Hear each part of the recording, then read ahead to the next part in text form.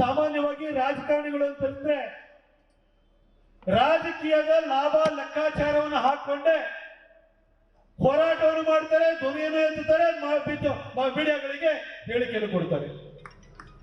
ಇದನ್ನೇ ಮಾಡ್ಕೊಂಡು ಬಂದಿರೋದು. ಸಂದರ್ಭಕ್ಕೆ ತಕ್ಕಾಗಿ ಮಾತಾಡ್ತಿರ್ತಾರೆ.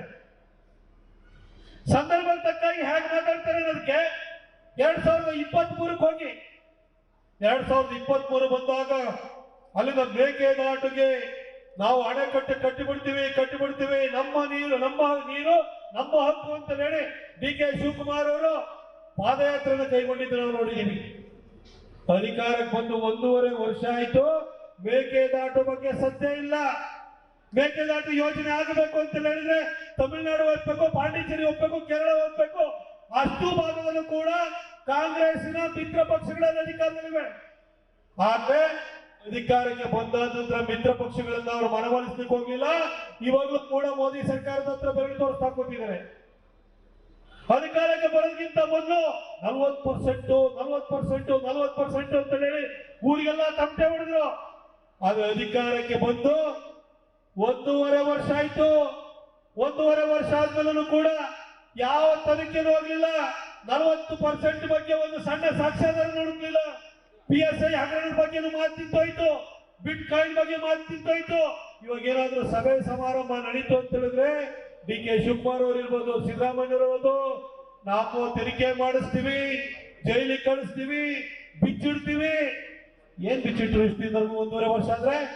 ಈ ಅಡ್ಜಸ್ಟ್ಮೆಂಟ್ ರಾಜಕಾರಣಿಗಳಲ್ಲಿ ಕರ್ನಾಟಕದಲ್ಲಿ ತುಂಬಾ ತುಂಬಿದ್ದಾರೆ. ಯಾರ್ಯಾರ್ದು ಬಿಚ್ಚಿಡಲ್ಲ ತಿಳ್ಕೊಬಿಡಿ. ಎಲ್ಲ ಟಾಪ್ ಸೀನಿಯರ್ ಲೀಡರ್ಸ್ ಗಳೆಲ್ಲರೂ ಅಡ್ಜಸ್ಟ್ಮೆಂಟ್ ಅಲ್ಲಿ ಇರುವಂತರು.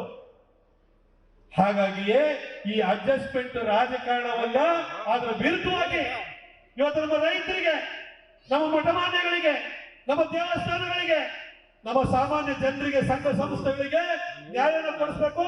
ಇಲ್ಲ ಅಂತಂದ್ರೆ ಈ ಅಡ್ಜಸ್ಟ್ಮೆಂಟ್ ರಾಜಕಾರಣಿಗಳು ಹೋರಾಟವನ್ನು ಕೂಡ ಹಳ್ಳಿಡಿಸ್ಬಿಡ್ತಾರೆ. ವಾಲ್ಮೀಕಿ ಹೋರಾಟ ಹಳ್ಳಿಡಿದಾಗೆ ಅಂತ ಹೇಳ್ಬಿಟ್ಟು ನಾವಿವತ್ತು ಈ ಒಂದು ಅಭಿಯಾನವನ್ನು ಕೈಗೊಂಡಿದ್ದೀವಿ ಬಂಧುಗಳಿಗೆ. ಇದು 2ನೇ ಹಂತದ ಅಭಿಯಾನ. ನಾವು ನಿಮಗೆ ಬರೀ ಬಂದು ಊರೂರಿಗೆ ಬಂದು ಭಾಷಣ ಮಾಡಿ ನಿಮ್ಮ ಹತ್ರ ಶಿಳ್ಳೆ ಚಪ್ಪಾಳೆಯನ್ನು ಗಿಟ್ಟಿಸಿ ನಿಮ್ಮ ಹತ್ರ ಒಂದು 2 ಗಂಟೆ 3 ಗಂಟೆ ಟೈಮ್ ಕಳ್ಬಿಟ್ಟು ನಾವು ಹೋಗ್ತಾ ಇಲ್ಲ. ನಿಮಗೆ ಫಸ್ಟ್ ಹಂತದ 1ನೇ ಹಂತದ ಅಭಿಯಾನ ನಡೀತು. ಬೀದರಿಗೆ ಹೋದು ಅದರ ಬಿಜಾಪುರದಲ್ಲಿ ಎತ್ತಂಡ್ರು. ಈ ಒಂದು ಅಭಿಯಾನವನ್ನು ಅವರೇ ಕೈಗೆತ್ಕೊಂಡವರು. ಸ್ಥಳಕ್ಕೆ JPC ಚೇರ್ಮನ್ ಕರೆಸಿದ್ರು, ಕೇಂದ್ರ ಸಚಿವರಾಗಿರುವಂತಹ ಶೋಭಾ ಕರಂದ್ಲಾಜೆ ಅವರನ್ನು ಕರೆಸಿದ್ರು, ಪ್ರಹ್ಲಾದ್ ಜೋಶಿ ಅವರನ್ನು ಕರೆಸಿದ್ರು. ಹಾಗೆ ಅಷ್ಟಕ್ಕೆ ಮಾತ್ರ ನಿಲ್ಲಿಲ್ಲ. ಇಡೀ ರಾಜ್ಯಾದ್ಯಂತ ಒಂದು ಹಂತದ ಅಭಿಯಾನ ಮಾಡಿದ ನಂತರ ನೇರವಾಗಿ ಪಾರ್ಲಿಮೆಂಟ್ಗೆ ಹೋಗಿ ಅಲ್ಲಿನ ಸಚಿವರನ್ನ ಭೇಟಿ ಮಾಡುವಂತ ಪ್ರಯತ್ನ ನಡೀತು.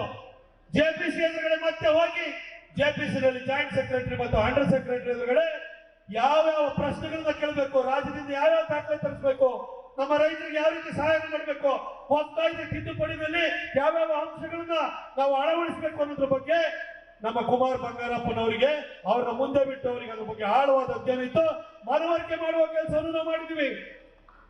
ಇದು ಬರೀ ಭಾಷಣ ಕೊಡುವಂತ ಹೋರಾಟ ಅಲ್ಲದು, ನಿಮಗೆ ನ್ಯಾಯ ಕೊಡಿಸುವಂತ ಹೋರಾಟ. ಒಂದು ಪ್ರಾಮಾಣಿಕ ಕಾಳಜಿ ಇಟ್ಕೊಂಡು ಬಂದಿದ್ವಿ. ಚುನಾವಣೆ ಇನ್ನು ಮುಂದೆ 3.5 ವರ್ಷದ ಆಚೆ ಇದೆ. ಈ ಇಶ್ಯೂಕ್ಕೆ ನಾವು ನ್ಯಾಯ ಕೊಡಿಸಿದ್ರೆ ಬೇರೆ ಇಶ್ಯೂ ತಗೊಳ್ತೀವಿ. ಆದ್ರೆ ಈ ನ್ಯಾಯ ಕೊಡಿಸುವಂತ ಉದ್ದೇಶ ಇಟ್ಕೊಂಡು ಬಂದಿದೀವಿ ಹೊರತು ಏನ್ ಚುನಾವಣೆ ಹತ್ರ ಬರ್ತಾ ಇದೆ ಇವ್ರ ತರ ಏನು ನಮ್ಮ ನೀರು ನಮ್ಮ ಹಕ್ಕು ಅಂತ ಹೋರಾಟ ಮಾಡಕ್ಕೆ ಹೊರಟಿಲ್ಲ. ಅದೇ ರೀತಿ ಕರ್ನಾಟಕದಲ್ಲಿ ಕನ್ನಡಿಗರೇ ಸಾರ್ವಭೌಮ ಅಂದ್ರು. ಮತ್ತೆ ಮೊನ್ನೆ ಬೆಳಗಾವಿನಲ್ಲಿ ಕಾಂಗ್ರೆಸ್ ಅಧಿವೇಶನ 1924 ನಡೆದಿತ್ತು. 100 ವರ್ಷದ ಅಧಿವೇಶನವನ್ನು ಮತ್ತೆ ಮಾಡಿಕೊಂಡ್ರು.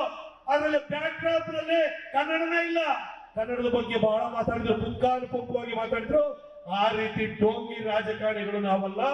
ನಾವು ಕನ್ನಡಿಗರ ಬಗ್ಗೆ ಪ್ರೀತಿ ಇಟ್ಕೊಂಡಿರೋರು, ನಮ್ಮ ರೈತರ ಬಗ್ಗೆ ಕಾಳಜಿ ಇಟ್ಕೊಂಡು ನಾವಿಲ್ಲಿ ಬಂದಿದ್ವಿ ಬಂಧುಗಳೇ. ನೇರವಾಗಿ 1-2 ವಿಷಯಕ್ಕೆ ಬರುವುದಾದ್ರೆ, ನೀವೆಲ್ಲ ಇಲ್ಲಿ ಬಹಳ ಜನ ಹಿರಿಯರಿದ್ರಿ, ನಮ್ಮೆಲ್ಲ ಕಿರಿಯ ಸಹೋದರಿದ್ರಿ. ಈ ನಮ್ಮಲ್ಲಿ ಪಿತ್ರಾರ್ಜಿತ ಆಸ್ತಿ ಅಂತ ಹೇಳ್ತಾರೆ. ಅಂದ್ರೆ ಅಜ್ಜ ಮಾಡಿದ ಆಸ್ತಿಗೆ ಮೊಮ್ಮಗಪ್ಪ ಹಕ್ಕುದಾರ ಆಗಿರ್ತಾನೆ. ನಿಮ್ಮ ಅಪ್ಪನು ಮಾರ್ಬೇಕು ಅಂತ ಹೇಳಿದ್ರೆ ಮೆಜಾರಿಟಿ ಬಂದಿರೋ ಮಕ್ಕಳಿಂದ ಸೈನ್ ತಗೋಬೇಕು. ಅಂದ್ರೆ ನೀವು ಇನ್ಹೆರಿಟ್ ಮಾಡ್ಬೇಕಂದ್ರೆ ಇನ್ಹೆರಿಟೆನ್ಸ್ ಆಕ್ಟ್ ಪ್ರಕಾರವಾಗಿ ನಿಮ್ಮ ಅಜ್ಜನ ಆಸ್ತಿಗೆ ನೀವು ಪಾಲ್ದಾರರಾಗಿರ್ತೀರಿ. ನೀವು ನಿಮ್ಮ ಅಜ್ಜನಿಂದ ತಂದೆಯಿಂದ ನಿಮ್ಮ ಆಸ್ತಿ ಅನ್ನೋದು ಹಕ್ಕನ್ನ ಪಡ್ಕೊಳ್ತೀರಿ. ಆದ್ರೆ ಇವತ್ತು ರೈತರ ಕೃಷಿ ಭೂಮಿಗೆ ನಿಮ್ ಯಾವ್ದೋ ಸಂಘ ಸಂಸ್ಥೆಗಳ ಭೂಮಿಗೆ, ಮಠಗಳಿಗೆ, ಇದಕ್ಕೆಲ್ಲ ನಮ್ಗೆ ವಾಪಸ್ ಅಂತ ಹೇಳಿದ್ರೆ ರಾತ್ರಿ ನೋಟಿಸ್ ಕಳಿಸ್ತಿರೋದು. RTC ದಲ್ಲಿ 9ನೇ ಕಲಂನಲ್ಲಿ ಇದು ವಾಪಸ್ ಅಂತ ನಮೂದನೆ ಮಾಡ್ತಿದ್ರಲ್ಲ. ಈ ಹಿಂದೂಗಳಿಗೆ ಈ ವಕ್ಫ್ ಮುಸಲ್ಮಾನರು ಯಾವ ಹುಟ್ಟಿದ್ರು ಅಂತ ನಮ್ಗೆ ಗೊತ್ತಿಲ್ಲ. ನಮ್ಮ ಮುತ್ತಜ್ಜಂಗ ಇವ್ರು ಹುಟ್ಟಿದ್ರೆ ನಮ್ಮ ಆಸ್ತಿ ಇವ್ರಿಗೆ ಸೇರ್ಬೇಕು. ನಮ್ಮ ಅಜ್ಜಿಗೆ ನಮ್ಮ ಮುತ್ತಜ್ಜಿಗೆ ಇವ್ರು ಹುಟ್ಟಿದಾರ, ಹಾಗಾದ್ರೆ ನಮ್ಮ ಆಸ್ತಿ ಇವ್ರಿಗೆ ಹೆಂಗ್ ಹೋಗ್ತಾ ಇದೆ? ಇದನ್ನೇ ನಾವು ಕೇಳಲಿಕ್ಕೆ ಬಂದಿರೋದು ಬಂಧುಗಳೇ. ಬಿಜಾಪುರದಲ್ಲಿ ನಮ್ಮ ಯತ್ನಾಳ್ ಸಾಹೇಬ್ರು ಹೋರಾಟಕ್ಕಿಳಿದ್ರು, ರೈತರ ಪರವಾಗಿ ಅಹೋರಾತ್ರಿ ಧರಣಿಯನ್ನು ಮಾಡಿದ್ರು.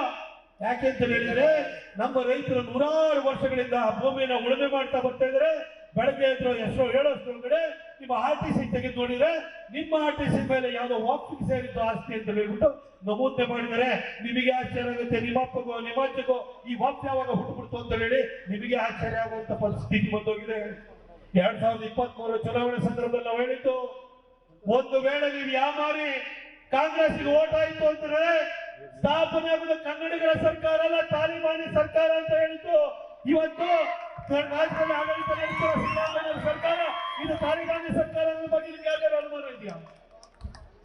ಬೈ ಎಲೆಕ್ಷನ್ ಬರೋದಕ್ಕಿಂತ ಮೊದಲನೇ ಈ ಹಿಂದೆ 2015ರಲ್ಲಿ SDPI, KFD, PFI ವಿರುದ್ಧ ಇದ್ದಂತ 1600 ವಿರುದ್ಧ ಜನಗಳ ವಿರುದ್ಧ ಇದ್ದಂತಹ ಕ್ರಿಮಿನಲ್ ಪ್ರಕರಣಗಳನ್ನು ವಾಪಸ್ ತೆಗೆದು ಕ್ಯಾಬಿನೆಟ್ ಮುಂದಿಟ್ಟು ವಾಪಸ್ ತೆಗೆದುಕೊಂಡು ಪೊಲೀಸ್ ಇಲಾಖೆ ವಿರೋಧ ನಡುವೆನೂ ಕೂಡ ಕೇಸನ್ನು ವಾಪಸ್ ತೆಗೆದುಕೊಂಡು ನಮ್ಮ ಕಾರ್ಯಕರ್ತರ ಹತ್ಯೆಗೆ ಸಿದ್ದರಾಮಯ್ಯನವರು ಕಾರಣರಾಗಿದ್ರು. 2ನೇ ಸಾರಿ ಅಧಿಕಾರಕ್ಕೆ ಬಂದಾದ್ರೂ ಕೂಡ ಸ್ವಲ್ಪ ಬದಲಾಗ್ತಾರೆ ಅಂತ ಅನ್ಕೊಂಡಿದ್ದು. ಯಾಕೆಂದ್ರೆ ಅವರ ಈ ರೀತಿಯ ಮನಸ್ಥಿತಿಯಿಂದಾಗಿ ಮುಸಲ್ಮಾನರ ಓಲೈಕೆಗೋಸ್ಕರ ಟಿಪ್ಪು ಜಯಂತಿಯನ್ನು ಮಾಡಿದಂತಹ ಸಿದ್ದರಾಮಯ್ಯನವರನ್ನ ಮೈಸೂರಿನಲ್ಲಿ ಚಾಮುಂಡೇಶ್ವರಿ ಜನ 36,000 ಮತಗಳ ಅಂತರದಲ್ಲಿ ಸೋಲಿಸಿ ಕಳಿಸಿದ್ರು. 2ನೇ ಸಾರಿ ಅಧಿಕಾರಕ್ಕೆ ಬಂದಾಗಲೂ ಅವರು ಬುದ್ಧಿ ಕಲಿತಾರೆ ಅಂತ ಅನ್ಕೊಂಡಿದ್ರು. ಆದ್ರೆ 2ನೇ ಸಾರಿ ಬಂದಾದ ಕೂಡಲೇ ಇದೇ ಪೊಲೀಸ್ ಜೀಪ್ಗಳನ್ನ ಚೆಕಪ್ ಮಾಡಿದಂತ, ಪೊಲೀಸರ ಮೇಲೆ ಹಲ್ಲೆ ಮಾಡಿದಂತ ಹುಬ್ಬಳ್ಳಿನಲ್ಲಿ ಘಟನೆ ನಡೆದಿತ್ತಲ್ಲ, ಅಲ್ಲಿ UAP ಅಂತ ಹೇಳಿ ಅನ್ಲಾಫುಲ್ ಆಕ್ಟಿವಿಟೀಸ್ ಪ್ರಿವೆನ್ಷನ್ ಆಕ್ಟ್ ಅಡಿ ಅತ್ಯಂತ ಕಠಿಣ ಕ್ರಮವನ್ನ ಒಂದು ಪ್ರಕರಣಗಳನ್ನು ದಾಖಲೆ ಮಾಡಿತ್ತು. ಅವನ್ನು ಕೂಡ ವಾಪಸ್ ತೆಗೆದುಕೊಂಡ್ರು. ಆ ತಗೊಂಡು 15 ದಿನ ಆಗಿಲ್ಲ, ನಿಮ್ಮ ಆಸ್ತಿಯನ್ನು ಕಬಳಿಸಲಿಕ್ಕೆ ಬಂದ್ರು. ಬಂಧುಗಳೇ, ಈ ಸಿದ್ದರಾಮಯ್ಯನವರು ಇದೇ ರೀತಿ ಮುಂದುವರಿತಾ ಹೋಯ್ತು ಅಂತ ಹೇಳಿದ್ರೆ ಪೊಲೀಸರಿಗೂ ಉಳಿಗಾಲ ಇಲ್ಲ, ನಮ್ಮ ರೈತರಿಗೂ ಉಳಿಗಾಲ ಇಲ್ಲ, ರೈತರ ಭೂಮಿಗೂ ಉಳಿಗಾಲ ಇಲ್ಲ ಅನ್ನೋದ್ರ ಬಗ್ಗೆ ನಿಮಗೆ ಏನಾದ್ರು ಡೌಟ್ ಇದೆಯಾ? ಸಿದ್ದರಾಮಯ್ಯ ಮೊದಲ ಸಾರಿ ಮುಖ್ಯಮಂತ್ರಿ ಆಗಿದ್ದಾಗ ಇದೇ ಕಲಬುರಗಿಯಲ್ಲಿ ಮಲ್ಲಿಕಾರ್ಜುನ ಬಂಡೆ ಹತ್ಯೆ ಆಯ್ತು, ಒಬ್ಬ ಕಳ್ಳ ಸಾಯಿಸಿದ. ಅದೇ ರೀತಿ ತುಮಕೂರಲ್ಲಿ PSI ಜಗದೀಶ್ ಮೇಲೆ ಡ್ರ್ಯಾಗರ್ ಅಲ್ಲಿ ಸುಚ್ಚಿ ಒಬ್ಬ ಕಳ್ಳ ಸಾಯಿಸಿದ. ಅದೇ ರೀತಿಯಲ್ಲಿ ತೀರ್ಥಹಳ್ಳಿ ಹತ್ರ ಒಬ್ಬ ದನಗಳನ್ನ ಎನ್ಕೌಂಟರ್ ಮಾಡಿದ್ರೆ ಪೊಲೀಸ್ ಕಾನ್ಸ್ಟೇಬಲ್ಗೆ ಅದನ್ನು ಸಸ್ಪೆಂಡ್ ಮಾಡಿ. ಗ್ಯಾರಂಟಿ ನ್ಯೂಸ್, ಸುದ್ದಿ ಖಚಿತ, ನ್ಯಾಯ ನಿಶ್ಚಿತ.